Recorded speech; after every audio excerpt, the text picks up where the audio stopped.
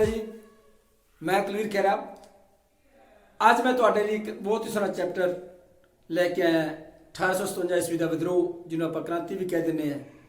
ਜਦੋਂ ਅੰਗਰੇਜ਼ ਸਰਕਾਰ ਨੇ ਭਾਰਤੀਆਂ ਉੱਤੇ ਬਹੁਤ ਜ਼ੁਲਮ ਕਰਨਾ ਸ਼ੁਰੂ ਕਰ ਦਿੱਤਾ ਤਾਂ ਅਲੱਗ-ਅਲੱਗ ਥਾਂ ਦੇ ਜਿਹੜੇ ਰਾਜੇ ਸੀ, ਭਾਰਤੀ ਸੀ, ਸਾਡੇ ਕ੍ਰਾਂਤੀਕਾਰ ਵੀਰ ਸੀ, ਉਹਨਾਂ ਨੇ ਅੰਗਰੇਜ਼ ਸਰਕਾਰ ਨੂੰ ਇੱਥੋਂ ਭਜਾਉਣ ਲਈ ਮੰਚ ਬਣਾ ਲਿਆ। ਉਸ ਟਾਈਮ ਉਹਨਾਂ ਕ੍ਰਾਂਤੀਕਾਰ ਵੀਰਾਂ ਨੇ 31 ਮਈ ਨਿਸ਼ਚਿਤ ਕੀਤੀ ਸੀ ਵੀ ਆਪਾਂ 31 ਮਈ ਨੂੰ ਇਹਨਾਂ ਨੂੰ ਇੱਥੋਂ ਭਜਾ ਦੇਣਾ, ਇੱਕਦਮ ਆਪਾਂ ਵਿਦਰੋਹ ਕਰਾਂਗੇ ਤਾਂ ਭਜਾ ਦੇਣਾ। ਪਰ ਕੁਝ ਕਾਰਨ ਸੀਗੇ ਜਿਨ੍ਹਾਂ ਕਰਕੇ ਲੋਕ ਜਿਹੜੇ ਸਾਡੇ ਕ੍ਰਾਂਤੀਕਾਰ ਵੀਰ ਦੇ ਵਿਦਰੋਹ ਕੀਤਾ ਸੀ। ਉਹ ਕਾਰਨ ਕੀ ਹਨ ਬੇਟਾ? ਪਹਿਲਾ ਕਾਰਨ ਹੈ ਰਾਜਨੀਤਿਕ ਕਾਰਨ। ਨਾਟਕ ਅੱਜ ਨਾਨਾ ਸਾਹਿਬ ਦੀ ਪੈਨਸ਼ਨ ਬੰਦ ਕਰ ਦੇਣਾ।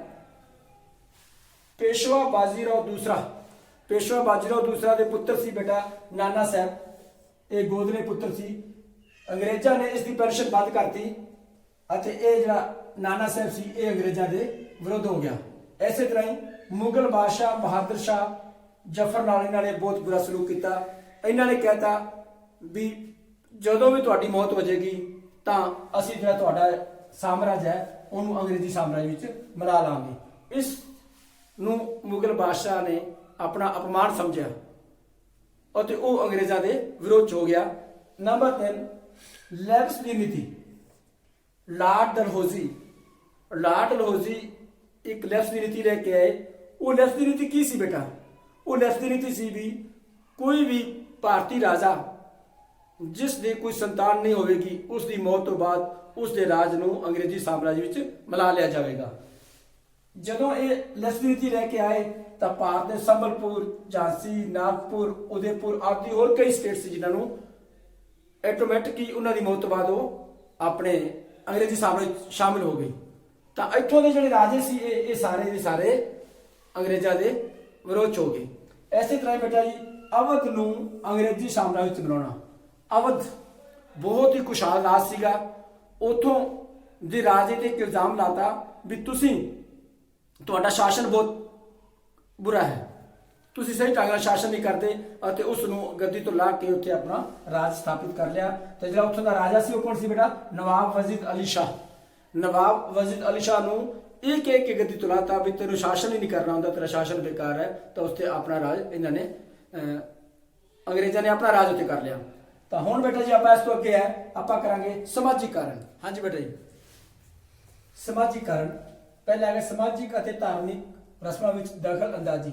ਲਾਰਡ ਵਿਲੀਅਮ ਬੈਟਿੰਗ ਅਤੇ ਲਾਰਡ ਡਲਹੌਜ਼ੀ ਨੇ ਭਾਰਤ ਦੇ ਜਿਹੜੇ ਗਲਤ ਰਸਮਾਂ ਰਿਵਾਜ ਸੀ, ਜਿਸ ਤਰ੍ਹਾਂ ਸਤੀ ਪ੍ਰਥਾ ਅਤੇ ਕੰਨਿਆ ਵਿਵਾਹ ਨੂੰ ਗੈਰ ਕਾਨੂੰਨੀ ਘੋਸ਼ਿਤ ਕਰ ਦਿੱਤਾ। ਉਹਨਾਂ ਨੇ ਵਿਧਵਾ ਪੁਨਰ ਵਿਵਾਹ ਨੂੰ ਆਗਿਆ ਦੇ ਦਿੱਤੀ ਅਤੇ ਜਾਤ ਪਾਤ ਅਤੇ ਛੂਤ ਛਾਤ ਦੀਆਂ ਜਿਹੜੇ ਸੀਗੇ ਇਹ ਦੀ ਮਨਾਹੀ ਕਰ ਦਿੱਤੀ। ਪਰ ਭਾਰਤੀਆਂ ਨੇ ਸਮਝਿਆ ਕਿ ਅੰਗਰੇਜ਼ ਸਾਡੇ ਜਿਹੜੀਆਂ ਰਸਮਾਂ ਰਿਵਾਜਾਂ ਦੇ ਵਿੱਚ ਦਖਲਅੰਦਾਜ਼ੀ ਕਰਨ ਲੱਗ ਗਏ ਅਤੇ ਇਹ ਇਹਨਾਂ ਨੇ ਸੁਧਾਰ ਕੀਤੇ ਸੀ, ਪਰ ਇਹ ਸੁਧਾਰ ਇਹਨਾਂ ਦੇ ਉਲਟ ਹੋ ਗਏ ਤੇ ਜਿਹੜੇ ਸਾਡੇ ਭਾਰਤੀ ਸੀ ਇਹਨਾਂ ਦੇ ਵਿਰੁੱਧ ਹੋ ਗਏ। ਇਸੇ ਤਰ੍ਹਾਂ ਹੀ ਈਸਾਈ ਧਰਮ ਦਾ ਪ੍ਰਚਾਰ। ਇੰਗਲੈਂਡ ਤੋਂ ਬਹੁਤ ਸਾਰੇ ਈਸਾਈ ਭਾਰਤ ਆ ਗਏ। ਉਹ ਈਸਾਈ ਆਪਣਾ ਧਰਮ ਦਾ ਪ੍ਰਚਾਰ ਕਰਨਾ ਸ਼ੁਰੂ ਕਰ ਦਿੱਤਾ। ਉਹਨਾਂ ਨੇ ਭਾਰਤੀਆਂ ਨੂੰ ਜਿਹੜੇ ਭਾਰਤੀਆਂ ਨੂੰ ਆਖਿਆ ਵੀ ਤੁਸੀਂ ਈਸਾਈ ਧਰਮ ਅਪਣਾਓਗੇ ਤੁਹਾਨੂੰ ਜਾਇਦਾਦਾਂ ਦਿੱਤੀਆਂ ਜਾਣਗੀਆਂ, ਵੱਡੇ ਵੱਡੇ ਇਨਾਮ ਦਿੱਤੇ ਜਾਣਗੇ, ਉੱਚੀਆਂ ਤੁਹਾਨੂੰ ਪਦਵੀਆਂ ਦਿੱਤੀਆਂ ਜਾਣਗੀਆਂ। ਇਸ ਤਰ੍ਹਾਂ ਕਰਕੇ ਲੋਕਾਂ ਨੇ ਆਖਿਆ ਵੀ ਇਹ ਸਾਡੇ ਧਰਮ ਨੂੰ, ਸਾਡੇ ਹਿੰਦੂ ਨੂੰ ਅਤੇ ਮੁਸਲਮਾਨ ਧਰਮਾਂ ਨੂੰ ਦੇ ਲੋਕ ਸੀਗੇ, ਉਹਨਾਂ ਨੇ ਸਮਝਿਆ ਵੀ ਇਹ ਸਾਡਾ ਖਤਮ ਕਰ ਦੇਣਗੇ ਤੇ ਲੋਕ ਇਹਨਾਂ ਦੇ ਵਿਰੁੱਧ ਹੋ ਗਏ। ਇਸੇ ਤਰ੍ਹਾਂ ਹੀ ਭਾਰਤੀ ਲੋਕਾਂ ਨਾਲ ਭੈੜਾ ਸਲੂਕ। ਅੰਗਰੇਜ਼ ਭਾਰਤੀ ਲੋਕਾਂ ਨਾਲ ਬਹੁਤ ਭੈੜਾ ਸਲੂਕ ਕਰਦੇ ਸਨ। ਸਿਨੇਮਾ ਘਰਾਂ, ਹੋਟਲਾਂ ਅਤੇ ਜਨਤਕ ਥਾਵਾਂ ਤੇ ਉਹਨਾਂ ਨਾਲ ਬਹੁਤ ਹੀ ਗਲਤ ਵਿਵਹਾਰ ਕੀਤਾ ਜਾਂਦਾ ਸੀ, ਉਹਨਾਂ ਨਾਲ ਵਿਤਕਰਾ ਕੀਤਾ ਜਾਂਦਾ ਸੀ। ਇਹਨਾਂ ਕਰਕੇ ਵੀ ਜਿਹੜੇ ਭਾਰਤੀ ਲੋਕ ਸੀ ਇਹਨਾਂ ਦੇ ਵਿਰੋਧ ਹੋ ਗਏ। ਅੱਗੇ ਆ ਗਿਆ ਬੇਟਾ ਜੀ ਆਰਥਿਕ ਕਾਰਨ। ਆਰਥਿਕ ਕਾਰਨ ਕੀ ਸੀ? ਭਾਰਤੀ ਉਦਯੋਗ ਅਤੇ ਵਪਾਰ ਖਤਮ ਹੋ ਗਏ ਸੀ। ਅੰਗਰੇਜ਼ਾਂ ਨੇ ਭਾਰਤ ਵਿੱਚੋਂ ਕਪਾਹ, ਪਟਸਨ ਨੂੰ ਇੱਥੋਂ ਕੱਚਾ ਮਾਲ ਇੰਗਲੈਂਡ ਲੈ ਜਾਂਦੇ ਸੀ। ਉੱਥੋਂ ਮਸ਼ੀਨਾਂ ਦੁਆਰਾ, ਕਾਰਖਾਨਿਆਂ ਦੁਆਰਾ ਉਸ ਨੂੰ ਮਾਲ ਤਿਆਰ ਕਰਕੇ ਭਾਰਤ ਵਿੱਚ ਮਹਿੰਗੇ ਭਾਅ ਤੇ ਉਸ ਨੂੰ ਵੇਚਦੇ ਸਨ। ਇਸ ਤਰ੍ਹਾਂ ਭਾਰਤ ਦਾ ਸਾਰਾ ਪੈਸਾ ਇੰਗਲੈਂਡ ਜਾਣ ਲੱਗਿਆ ਤੇ ਭਾਰਤੀ ਲੋਕਾਂ ਨੂੰ ਇਹ ਬਰਦਾਸ਼ਤ ਨਹੀਂ ਹੋਇਆ। ਇਸ ਕਰਕੇ ਭਾਰਤੀ ਲੋਕਾਂ ਦੇ ਜਿਹੜੇ ਛੋਟੇ ਲਘੂ ਉਦਯੋਗ ਸੀ ਉਹ ਬਿਲਕੁਲ ਖਤਮ ਹੋ ਗਏ ਤਾਂ ਲੋਕ ਇਹਨਾਂ ਦੇ ਉਲਟ ਹੋ ਗਏ, ਵਿਰੋਧ 'ਚ ਹੋ ਗਏ। ਉਸ ਤੋਂ ਬਾਅਦ ਨੌਕਰੀਆਂ ਵਿੱਚ ਅਸਮਾਨਤਾ। ਅੰਗਰੇਜ਼ ਜਿਹੜੇ ਲੋਕ ਸੀਗੇ ਉਹ ਭਾਰਤੀ ਲੋਕਾਂ ਦੇ ਵਿੱਚ ਨੌਕਰੀਆਂ ਵਿੱਚ ਅਸਮਾਨਤਾ ਸੀਗੀ। ਉਹ ਭਾਰਤੀਆਂ ਨੂੰ ਅੰਗਰੇਜ਼ਾਂ ਦੇ ਬਰਾਬਰ ਕੰਮ ਕਰਾਉਂਦੇ ਸੀ, ਪਰ ਉਹਨਾਂ ਨੂੰ ਤਨਖਾਹ ਅੰਗਰੇਜ਼ਾਂ ਦੇ ਅਧਿਕਾਰੀਆਂ ਨਾਲੋਂ ਘੱਟ ਦਿੱਤੀ ਜਾਂਦੀ ਸੀ। ਕੰਮ ਇੱਕੋ ਜਿਹਾ ਕਰਦੇ ਸੀ ਪਰ ਤਨਖਾਹ ਦੇ ਵਿੱਚ ਬਹੁਤ ਜ਼ਿਆਦਾ ਵਿਤਕਰਾ ਕੀਤਾ ਜਾਂਦਾ ਸੀਗਾ। ਭਾਰਤੀਆਂ ਨੂੰ ਛੋਟੀਆਂ-ਛੋਟੀਆਂ ਪਦਵੀਆਂ ਤੇ ਛੋਟੇ-ਛੋਟੇ ਜਿਹੜੇ ਸੀਗੇ ਅਹੁਦਿਆਂ ਤੇ ਰੱਖਿਆ ਜਾਂਦਾ ਸੀ। ਉਹਨਾਂ ਦੀ ਕਦੇ ਤਰੱਕੀ ਨਹੀਂ ਕੀਤੀ ਜਾਂਦੀ ਸੀ। ਤਰੱਕੀ ਸਿਰਫ ਅੰਗਰੇਜ਼ਾਂ ਅਫਸਰਾਂ ਦੀ ਹੀ ਕੀਤੀ ਜਾਂਦੀ ਸੀ। ਇਸ ਕਰਕੇ ਵੀ ਜਿਹੜੇ ਸਾਡੇ ਭਾਰਤੀ ਸੀ ਉਹ ਇਹਨਾਂ ਦੇ ਉਲਟ ਹੋ ਗਏ ਸੀ। ਉਸ ਤੋਂ ਬਾਅਦ ਬੇਟਾ ਜ਼ਿਮੀਂਦਾਰਾਂ ਦੀ ਬੁਰੀ ਹਾਲਤ ਹੋ ਗਈ। ਲਾਰਡ ਵਿਲੀਅਮ ਬੈਟਿੰਗ, ਜਿਹੜਾ ਬੇਟਾ ਜੀ ਲਾਰਡ ਵਿਲੀਅਮ ਬੈਟਿੰਗ ਨੇ ਇੱਕ ਕਾਨੂੰਨ ਲਿਆਂਦਾ। ਉਹ ਕਾਨੂੰਨ ਕੀ ਸੀ ਕਿ ਉਸਨੇ ਜਿਹੜੇ ਭਾਰਤ ਦੇ ਰਾਜੇ ਸੀ ਉਹਨਾਂ ਨੇ ਜ਼ਿਮੀਂਦਾਰਾਂ ਨੂੰ ਕੁਝ ਜ਼ਮੀਨਾਂ ਦਿੱਤੀਆਂ ਹੋਈਆਂ ਸਨ ਇਨਾਮ ਦੇ ਵਜੋਂ। ਉਹਨਾਂ ਜਿਹੜੀਆਂ ਇਨਾਮ ਦੇ ਵਿੱਚ ਜ਼ਮੀਨਾਂ ਦਿੱਤੀਆਂ ਸੀ ਉਹਨਾਂ ਤੇ ਬਹੁਤ ਹੀ ਜ਼ਿਆਦਾ ਕਰ ਲਾਤਾ। ਜ਼ਿਮੀਂਦਾਰਾਂ ਦੇ ਹਾਲਾਤ ਬੁਰੇ ਹੋ ਗਏ। ਜਦੋਂ ਇਹ ਸਰਕਾਰੀ ਕਰਮਚਾਰੀ ਜ਼ਿਮੀਂਦਾਰਾਂ ਤੋਂ ਧੱਕੇ ਨਾਲ ਕਰ ਵਸੂਲਦੇ ਸਨ ਤਾਂ ਉਹਨਾਂ ਦਾ ਬਹੁਤ ਹੀ ਜ਼ਿਆਦਾ ਗਲਤ ਉਹਨਾਂ ਨਾਲ ਵਤੀਰਾ ਕੀਤਾ ਜਾਂਦਾ ਸੀ। ਇਸ ਕਰਕੇ ਜਿਹੜੇ ਇਹ ਜ਼ਿਮੀਂਦਾਰ ਸੀ, ਜਿਹੜੇ ਸਾਰੇ ਜ਼ਿਮੀਂਦਾਰ, ਇਹ ਵੀ ਅੰਗਰੇਜ਼ਾਂ ਦੇ ਵਿਰੋਧ 'ਚ ਹੋ ਗਏ। ਹੁਣ ਬੇਟਾ ਜੀ ਕੀ ਹੈ? ਸੈਨਿਕੀਕਰਨ।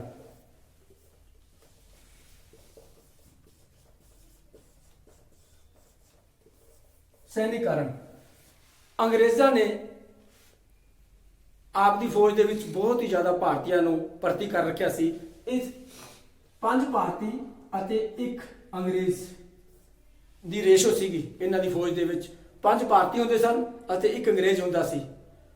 ਆਪਣੇ ਜਿਹੜੇ ਭਾਰਤੀਆਂ ਦੀ ਫੌਜ ਤਾਂ ਬਹੁਤ ਸੀ, ਸੰਖਿਆ ਬਹੁਤ ਸੀ, ਪਰ ਜਿਹੜੇ ਅੰਗਰੇਜ਼ ਲੋਕ ਸੀ ਸਾਡੇ ਭਾਰਤੀਆਂ ਦੀ ਜਿਹੜੀ ਤਰੱਕੀ ਸੀ, ਸੈਨਿਕਾਂ ਦੀ ਤਰੱਕੀ ਨਹੀਂ ਕਰਦੇ ਸੀ। ਭਾਰਤੀ ਵੱਧ ਤੋਂ ਵੱਧ ਸੂਬੇਦਾਰ ਤੱਕ ਹੀ ਪਹੁੰਚ ਸਕਦਾ ਸੀ। ਅੰਗਰੇਜ਼ ਜਿਹੜੇ ਸੀਗੇ ਉਹ ਤਰੱਕੀ ਕਰਕੇ ਵੱਡੇ ਵੱਡੇ ਅਫਸਰ ਬਣ ਜਾਂਦੇ ਸਨ। ਤਾਂ ਇੱਕ ਜਿਹੜੇ ਉੱਥੋਂ ਦਾ ਅਫਸਰ ਸੀਗਾ ਅੰਗਰੇਜ਼ ਨੇ ਇੱਕ ਨਵਾਂ ਕਾਨੂੰਨ ਲਿਆਂਦਾ ਬੇਟਾ ਜੀ। ਉਹ ਕਾਨੂੰਨ ਕੀ ਸੀ? ਭਾਰਤੀਆਂ ਨੂੰ ਆਪਣੇ ਦੇਸ਼ ਤੋਂ ਬਾਹਰ ਜਿਹੜੇ ਦੂਸਰੇ ਰਾਜਾਂ ਵਿੱਚ ਜਾ ਕੇ ਵੀ ਯੁੱਧ ਲੜਾਇਆ ਜਾਣ ਲੱਗਿਆ। ਜਦੋਂ ਭਾਰਤੀਆਂ ਨੂੰ ਸਮੁੰਦਰ ਤੋਂ ਪਾਰ ਜਾਣ ਲਈ ਕਿਹਾ ਤਾਂ ਭਾਰਤੀ ਜਿਹੜੇ ਸੀਗੇ ਉਹ ਇਸ ਨੂੰ ਆਪਣੇ ਧਰਮ ਦੇ ਉਲਟ ਸਮਝਣ ਲੱਗੇ। ਉਹ ਡਰਨ ਲੱਗ ਗਏ ਕਿ ਉੱਥੋਂ ਦੇ ਜਿਹੜੇ ਹਾਲਾਤ ਸੀ ਉਹ ਠੰਡੇ ਸੀ, ਉਸ ਦੇ ਅਨੁਕੂਲ ਨਹੀਂ ਸਨ। ਪਰ ਉਹਨਾਂ ਦੇ ਵਿੱਚ ਇੱਕ ਡਰ ਹੋਰ ਵੀ ਸੀਗਾ ਕਿ ਜੇ ਅਸੀਂ ਉੱਥੇ ਚਲੇ ਗਏ ਤਾਂ ਅੰਗਰੇਜ਼ ਸਾਨੂੰ ਈਸਾਈ ਬਣਾ ਲੈਣਗੇ। ਇਸ ਕਰਕੇ ਵੀ ਜਿਹੜੇ ਸਾਡੇ ਸੈਨਿਕ ਸੀ ਉਹਨਾਂ ਦੇ ਉਲਟ ਹੋ ਗਏ। ਅੱਗੇ ਆ ਗਿਆ ਬੇਟਾ ਜੀ ਤਤਕਾਲੀਨ ਕਾਰਨ। ਤਤਕਾਲੀਨ ਕਾਰਨ, ਇਹ ਤਤਕਾਲੀਨ ਕਾਰਨ ਕੀ ਸੀ ਬੇਟਾ? ਅੰਗਰੇਜ਼ਾਂ ਨੇ ਇੱਕ ਰਾਈਫਲ ਬਣਾਈ ਜਿਹਦੇ ਵਿੱਚ ਗਊ ਅਤੇ ਸੂਰ ਦੇ ਮਾਸ ਚਰਬੀ ਦੇ ਕਾਰਤੂਸ ਪੈਂਦੇ ਸਨ ਬੇਟਾ। ਉਸ ਕਾਰਤੂਸਾਂ ਨੂੰ ਮੂੰਹ ਨਾਲ ਪਹਿਲਾਂ ਖੋਲਣਾ ਪੈਂਦਾ ਸੀ, ਫਿਰ ਉਹ ਰਾਈਫਲ ਦੇ ਵਿੱਚ ਪੈਂਦੇ ਸੀ। ਜਿਹੜੇ ਭਾਰਤੀ ਸੈਨਿਕ ਸੀ ਹਿੰਦੂ ਗਊ ਦੇ ਮਾਸ ਨੂੰ ਮੂੰਹ ਨਹੀਂ ਲਾਉਂਦੇ ਸੀ ਤੇ ਮੁਸਲਮਾਨ ਸੂਰ ਦੇ ਮਾਸ ਨੂੰ ਮੂੰਹ ਨਹੀਂ ਲਾਉਂਦੇ ਸੀ। ਇਸ ਕਰਕੇ ਉਹਨਾਂ ਨੇ ਇਹਨਾਂ ਜਿਹੜੇ ਕਾਰਤੂਸਾਂ ਦਾ ਸੀਗਾ, ਇਹਨਾਂ ਕਾਰਤੂਸਾਂ ਦਾ ਵਿਰੋਧ ਕਰ ਦਿੱਤਾ ਵੀ ਅਸੀਂ ਇਹ ਨਹੀਂ ਚਲਾਉਣੇ। ਇਸ ਤਰ੍ਹਾਂ ਬੈਰਕਪੁਰ ਦੇ ਮੰਗਲ ਪਾਂਡੇ ਨਾਮ ਦੇ ਇੱਕ ਸੈਨਿਕ ਸੀਗਾ ਜਿਹਨੇ ਸਭ ਤੋਂ ਪਹਿਲਾਂ ਇਹ ਕਾਰਤੂਸ ਚਲਾਉਣ ਤੋਂ ਮਨਾ ਕਰ ਦਿੱਤਾ ਅਤੇ ਇੱਕ ਅੰਗਰੇਜ਼ ਅਫਸਰ ਨੂੰ ਵੀ ਮਾਰ ਦਿੱਤਾ ਸੀ। ਹਾਂਜੀ ਬੇਟਾ ਜੀ, ਹੁਣ ਇਸ ਵਿਦਰੋਹ ਦੀਆਂ ਮੁੱਖ ਘਟਨਾਵਾਂ। ਸਭ ਤੋਂ ਪਹਿਲਾਂ 29 ਮਾਰਚ 1857 ਈਸਵੀ ਨੂੰ ਬੈਰਕਪੁਰ ਛਾਉਣੀ, ਕਿਹੜੀ ਬੇਟਾ? ਬੈਰਕਪੁਰ ਛਾਉਣੀ ਵਿੱਚ ਉੱਥੋਂ ਦਾ ਇੱਕ ਸੈਨਿਕ ਸੀ ਮੰਗਲ ਪਾਂਡੇ ਨੇ ਚਰਬੀ ਵਾਲੇ ਕਾਰਤੂਸਾਂ ਦਾ ਵਿਰੋਧ ਕਰਤਾ ਸੀ ਵੀ ਅਸੀਂ ਨਹੀਂ ਚਲਾਉਣੇ। ਤਾਂ ਉਸ ਵਿਰੋਧ ਦੇ ਵਿੱਚ ਉਸਨੇ ਇੱਕ ਅੰਗਰੇਜ਼ ਅਫਸਰ ਸੀ ਹਸਨ, ਉਸ ਨੂੰ ਗੋਲੀ ਮਾਰ ਕੇ ਮਾਰ ਦਿੱਤਾ। ਫਿਰ 8 ਅਪ੍ਰੈਲ ਨੂੰ ਜਦੋਂ ਇਹਨੇ ਗੋਲੀ ਮਾਰਿਆ ਤਾਂ ਅੰਗਰੇਜ਼ਾਂ ਨੇ ਇਸ ਨੂੰ ਬੰਦੀ ਬਣਾ ਲਿਆ ਅਤੇ 8 ਅਪ੍ਰੈਲ ਨੂੰ ਮੰਗਲ ਪਾਂਡੇ ਨੂੰ ਫਾਂਸੀ ਦੇ ਦਿੱਤੀ। 10 ਮਈ ਨੂੰ ਮੈਰਠ ਦੇ ਵਿੱਚ 85 ਫੌਜੀਆਂ ਨੇ ਇਹ ਚਰਬੀ ਵਾਲੇ ਕਾਰਤੂਸਾਂ ਦਾ ਬੇਟਾ ਜੀ ਵਿਦਰੋਹ ਕੀਤਾ ਅਤੇ ਅੰਗਰੇਜ਼ਾਂ ਨੇ ਕਿੰਨੇ ਸੀਗੇ? 85 ਸੈਨਿਕ 85 ਸੈਨਿਕਾਂ ਨੇ ਇਸ ਦਾ ਵਿਰੋਧ ਕੀਤਾ ਤੇ ਅੰਗਰੇਜ਼ਾਂ ਨੇ ਉਸ ਨੂੰ ਜੇਲ੍ਹ ਦੇ ਵਿੱਚ ਬੰਦੀ ਬਣਾ ਲਿਆ। ਇਹਨਾਂ ਨੂੰ ਜਦੋਂ ਬੰਦੀ ਬਣਾਇਆ 85 ਨੂੰ, ਤਾਂ ਸੈਨਿਕਾਂ ਦੇ ਵਿੱਚ ਬਹੁਤ ਜ਼ਿਆਦਾ ਇਸ ਗੱਲ ਨੇ ਜ਼ੋਰ ਫੜ ਲਿਆ ਵੀ ਅੰਗਰੇਜ਼ ਸਾਡੇ ਨਾਲ ਧੱਕਾ ਕਰ ਰਹੇ ਨੇ। ਤਾਂ ਸੈਨਿਕਾਂ ਨੇ, ਜਿਹੜੀ ਸਾਡੇ ਕ੍ਰਾਂਤੀਕਾਰੀ ਵੀਰਾਂ ਨੇ 31 ਮਈ ਨੂੰ ਇਹ ਵਿਦਰੋਹ ਦਾ ਜਿਹੜੀ ਡੇਟ ਨਿਸ਼ਚਿਤ ਕੀਤੀ ਸੀ, ਕਿੰਨੀ ਕੀਤੀ ਸੀ ਬੇਟਾ? 31 ਮਈ ਨੂੰ। 31 ਮਈ ਤਾਂ ਤੇ ਉਹਨਾਂ ਨੇ 10 ਮਈ ਨੂੰ ਹੀ ਜੇਲ੍ਹ ਇਹ ਆਪਣਾ ਵਿਦਰੋਹ ਸ਼ੁਰੂ ਕਰ ਦਿੱਤਾ ਤੇ ਉਹਨਾਂ ਨੇ ਜੇਲ੍ਹ ਦੇ ਵਿੱਚੋਂ ਇਹ 85 ਸੈਨਿਕ ਰਿਹਾ ਕਰਵਾ ਲਏ। ਉਸ ਤੋਂ ਬਾਅਦ ਇਹ 11 ਮਈ ਨੂੰ ਜਿਹੜੇ ਸਾਡੇ ਸੈਨਿਕ ਸੀ ਇਹ ਦਿੱਲੀ ਚਲੇ ਗਏ। ਦਿੱਲੀ ਜਾ ਕੇ ਅੰਗਰੇਜ਼ ਜਿਹੜਾ ਕਮਾਂਡਰ ਸੀ ਰਿਪਲੇ, ਉਸਨੇ ਇਹਨਾਂ ਨੂੰ ਰੋਕਣ ਦੀ ਕੋਸ਼ਿਸ਼ ਕੀਤੀ ਤੇ ਇਹਨਾਂ ਨੇ ਉਸ ਨੂੰ ਮਾਰ ਦਿੱਤਾ। ਉਸ ਤੋਂ ਬਾਅਦ 12 ਮਈ ਨੂੰ ਦਿੱਲੀ ਤੇ ਇਹਨਾਂ ਨੇ ਕਬਜ਼ਾ ਕਰ ਲਿਆ ਤੇ ਉੱਥੋਂ ਦਾ ਮੁਗਲ ਬਾਦਸ਼ਾਹ ਬਹਾਦਰ ਸ਼ਾਹ ਜ਼ਫਰ, ਬਹੁਤ ਹੀ ਜ਼ਿਆਦਾ ਬਜ਼ੁਰਗ ਸੀ ਬੇਟਾ ਜੀ, ਉਹਨੂੰ ਇਹਨਾਂ ਨੇ ਆਪਦਾ ਬਾਦਸ਼ਾਹ ਮੰਨ ਲਿਆ। ਪਰ ਬਹਾਦਰ ਸ਼ਾਹ ਜ਼ਫਰ ਨੇ ਜਿਹੜੇ ਉਹਨਾਂ ਦਾ ਸੈਨਾਪਤੀ ਸੀ ਬਖਤ ਖਾਂ, ਕੀ ਸੀ ਬੇਟਾ ਜੀ? ਬਖਤ ਖਾਂ ਨੂੰ ਇਹਨਾਂ ਨੇ ਆਪਣਾ ਲੀਡਰ ਮੰਨ ਲਿਆ। ਉਸ ਤੋਂ ਬਾਅਦ 17 ਜੁਲਾਈ ਨੂੰ ਜਨਰਲ ਹੈਲਵਾਕ ਨੇ ਕਾਨਪੁਰ ਤੇ ਕਬਜ਼ਾ ਕਰ ਲਿਆ।